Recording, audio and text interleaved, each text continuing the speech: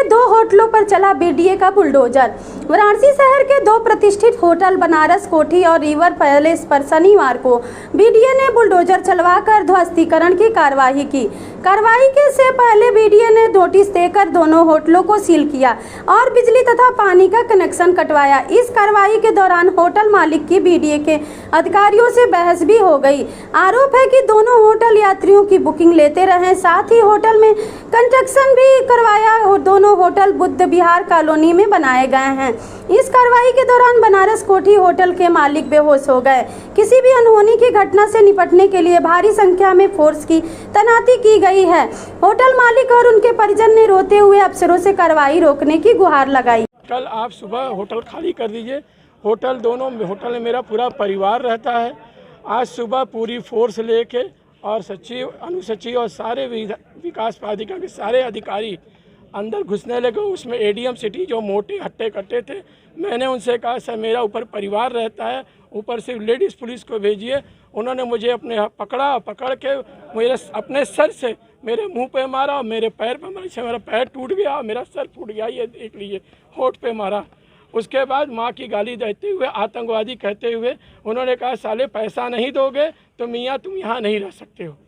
यही है। और अब ये लोग उन 25 होटलों पर कार्रवाई नहीं कर रहे क्योंकि कंफर्ट इन पार्क प्लाजा बगल में ब्रिजेश सिंह बदमाश का होटल बन रहा है, उसको आके जोनल अधिकारी ने पास किया, उसको भी नहीं रोक रहे। सामने अभी साल भर पहले ये रियो बनारस बना, बगल में वरुणा नदी के किनारे वरुणा ग्रांड के नाम से संदीप झा का होटल बना, कंफर्ट इन जो नदी के अंदर उसका पिलर है, सूर्या होटल, कंफर्ट इन, सफाया इन, इसका किरण पैलेस और बनारसी साड़ी, अभी काशिव इन, ये रीजेंसी, जियो इन, पार्क प्लाजा, ये एक और होटल है। ये सारे होटल सभी G+2 नक्शा पास है। मेरा भी G+2 नक्शा पास है।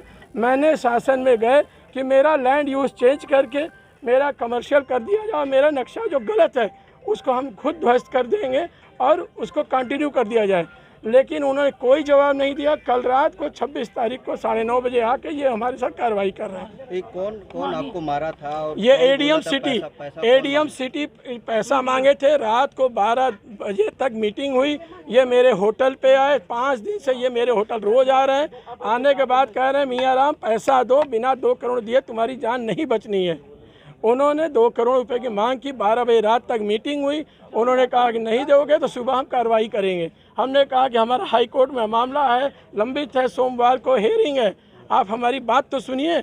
उन्हें सुनने के बजाय मुझे मारा गया। क्या लगता है आपको? 2 करोड़ रुपया ये मांग रहे हैं कि तुम्हारा कोई कार्रवाई तुम्हारे पर। एडीएम सिटी जो मोटे से लंबे से जिन्होंने मुझे मारा, और ये 23 तारीख की रात को 1 बजे तक ये लोग मेरे होटल में बैठे रहे बिना कोई सूचना के। मेरी लाइट काट दी गई। भागवत कथा हो रही थी। भागवत कथा में सारे 600 गुजरात के लोग आए हुए थे, उनके साथ बदसलूकी की गई, उनके औरतों के साथ बदतमीजी की गई और ज़बरदस्ती बिजली काट दी गई, पानी काट दिया गया। उनको हम जनरेटर से सुविधा दे रहे थे कि उनकी भागवत कथा हो जाए, लेकिन इन लोगों ने होने नहीं दिया।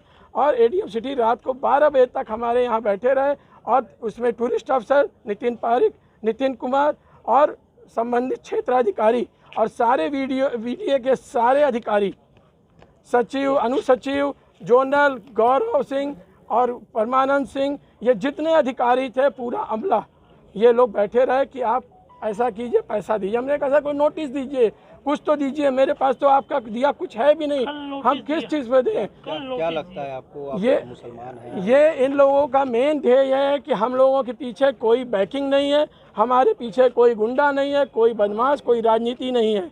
हमारे साथ सिर्फ एक द्वेष की भावना से, ये एक द्वेष की भावना से किया जा रहा है, क्योंकि हम यहाँ अकेले यहाँ सारे अपना होटल बनाए और अपनी रोजी रोटी कर रहे हैं। मेरा पूरा परिवार दोनों होटल में रहता है